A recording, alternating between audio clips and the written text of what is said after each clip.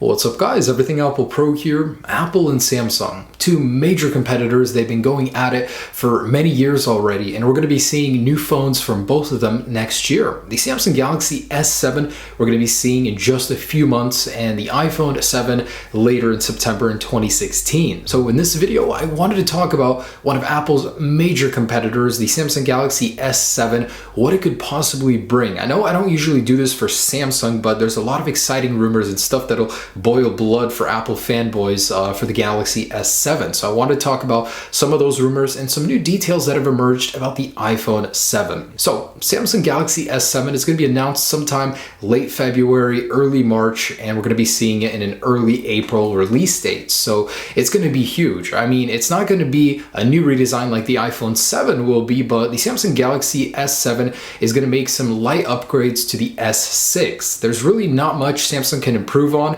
other than speed, maybe a little bit in display quality, but that really wouldn't make sense. But there is some new technology in the display they surely will adopt. So let's talk about the Samsung Galaxy S7 and what it'll mean for the iPhone 7 competition. And as long as I can remember on this channel, I've been showing Apple versus Samsung in many comparisons. It's just fun to see the reaction. Really, some people are so passionate about one company or the other, which I don't really understand. Yeah, I like Apple, but I'm not going to defend them to the very end if there is a different product that's a lot better out there. And I don't hesitate to admit in what ways Samsung is better. So Samsung had a fantastic year in 2015. I mean, the Samsung Galaxy S5, it was kind of a product that didn't sell too much. It was underwhelming. The S6 and S6 Edge, man, they just blew the S5 out of the water. It was a beautiful display. The design was amazing. Really, Samsung stepped up their game, and this year they're going to be looking to further that. They want to keep their market share strong and growing. They want to pull a lot of iPhone customers away to their lineup. So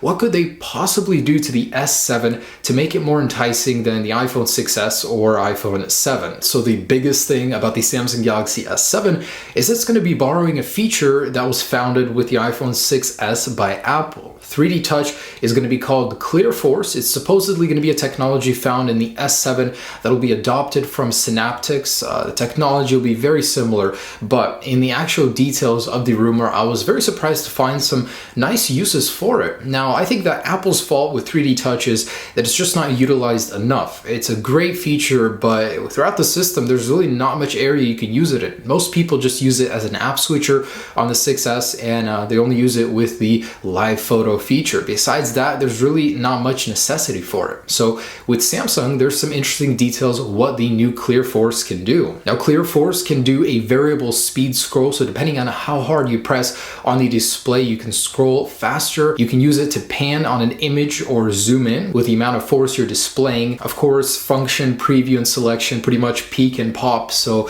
peek on links, peek on photos, have those previewed for you. You can actually unlock the screen just by forcing the display and waking it up, which I thought was a neat touch, but won't that drain battery life with the digitizer always on? Of course, right click. So Samsung is a little more complex, the entire OS, and having a right click is pretty cool. And caps lock, so making the keyboard usage easier without needing to go to the sub keyboard menu. You can just click harder on a character and it'll go into capitalized mode. So interesting uses for Clear Force or 3D Touch on Samsung's part. Really, once it drops, it'll be really interesting to see how it compares to 3D Touch on the iPhone 7. So the iPhone 7, in a recent rumor, basically they're saying that 3D Touch will not really be improved. There won't be anything much to improve it with other than software. So we might see some new software features on the iPhone 7 that take advantage of 3D Touch. Now, everybody really did expect this. I mean, come on. Of course, Samsung is going to use the technology in their phones. It does make a phone experience slightly better, and hopefully Samsung can improve upon it. This isn't the first time this year that either one of the company has copied from each other. Samsung immediately after the announcement of the iPad Pro, they did release their own mammoth-sized tablet. They actually did copy the rose gold color on the Samsung Galaxy Note 5, which, man, that's just blatant copying right there. At the same time, Apple did take their fair share of things from Samsung. Now, as for the design of the the S7, there's a lot of renders out there, a lot of concepts. There's actually a couple that I really do like down below in the description of the S7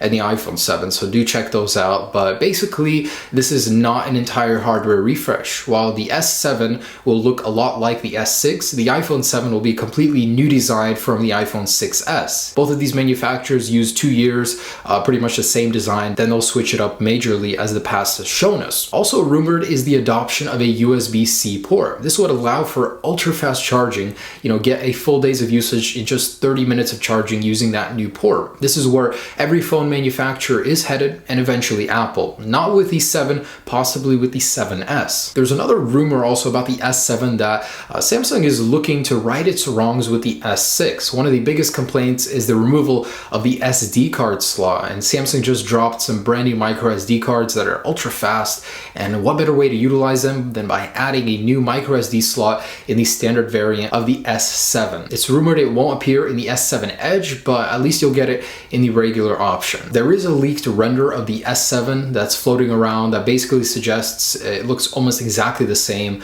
while another leaker did say that the camera would be flush. So contradicting information here, nobody really knows for sure, but hopefully it will be a more flush design. I really don't like that trend nowadays. Yeah, I like better camera quality, but I wish we could have a flush body as well. You gotta pick and choose, right? Now, power-wise, leaked Geekbench results of the Samsung Galaxy S7 suggest the usage of a Snapdragon 820 processor. This is an updated version of the 810, fixes the overheating issues, and it's likely to be powered at 3 gigahertz. It's a crazy amount of power and a major focus on single-core scores. So the leaked Geekbench is actually pretty impressive compared to the S6 and S6 Edge. So definitely gonna throw a large punch to the iPhone 6s or the iPhone 7. As for some of the crazier stuff that's likely not going to happen, that's being rumored, a 4K display on a smartphone. While it makes sense, everybody's going to move there eventually. Just right now, the battery life and the processing power sacrifices you'd make to get that aren't worth it. The display on the current S6 is beautiful. Really, I just don't see how it can get any better. Also, a retina scanner, unlock your phone with your eye. I mean, come on. The fingerprint sensor is well enough. Why add complexity to an area where you don't need it? So that's the Samsung Galaxy S7. As you guys can see, I don't usually do this kind of stuff on my channel, but I wanted to give you guys an idea of how the competition is against the iPhone 7. That's going to be coming out in 9 months or so. So the iPhone 7, there's a lot of information on that. I did have a couple other videos that I did talk about some of the rumors, but some of the smaller stuff that's going on, there's a new patent for the iPhone 7 that could possibly be used. Basically, a new use for liquid metal. It allows for a display that's completely seamless. It's going to make for extremely hard replacements on the display, but now with Apple's service being so cheap compared to buying the display yourself and replacing it, this actually kind of makes sense. This new patent basically allows for a seamless design via this little V shape, so the display will be made with the shell of the phone, which could add a lot of complexity, but at the same time allow for a thinner but more beautiful phone. Now, apparently Apple has just opened up a new secret testing facility for the future iPhone displays. Maybe not necessarily the iPhone 7, but future ones in general. They're going to be testing OLED there for 2018 models Plus and micro LED, which is the next step up from LCD. Pretty much there's only so much you can do with an LCD display. Eventually you got to step it up, make it thinner, remove the backlight. With micro LED, that's possible. Now, what could Apple be achieving with this new facility? Well, they'll be testing thinner, lighter displays for phones that would allow for better designs overall, as well as energy efficiency. And lastly, I wanted to share a render with you guys. I'll have a link for this video down below in the description. Probably the best one I've seen so far. Most of them just look too much, like really too out there. The displays completely wrap around the phone, holographic keyboards. Come on, be realistic. This one actually combines the look of the iPhone 4S and the iPhone 6 and 6S currently, and I absolutely love it. I think this is honestly my best guess at what the new iPhone could look like. Not exactly like this, but Apple is going to take inspiration for a new, more blockier design. And this is just my best guess, but really, I think the new iPhone is going to be a little bit sharper. I mean, the curved design is awesome and all, but I just don't like it as much as the older phones, like the 5, 5S, 4s. Blocky design for me is the way to go. So guys, that's just about it. The new S7, new iPhone 7. We got plenty of great new phones coming next year. I'm so excited to try both of those out, and I'll keep you guys updated on any news. I know you guys do like to hear about that latest stuff that's happening. So thanks so much for watching, guys. Be sure to check out the other rumor videos where I talk about stuff I didn't in this video about those products as well. Have a great day. Enjoy your current phone until the release of the next one. Peace.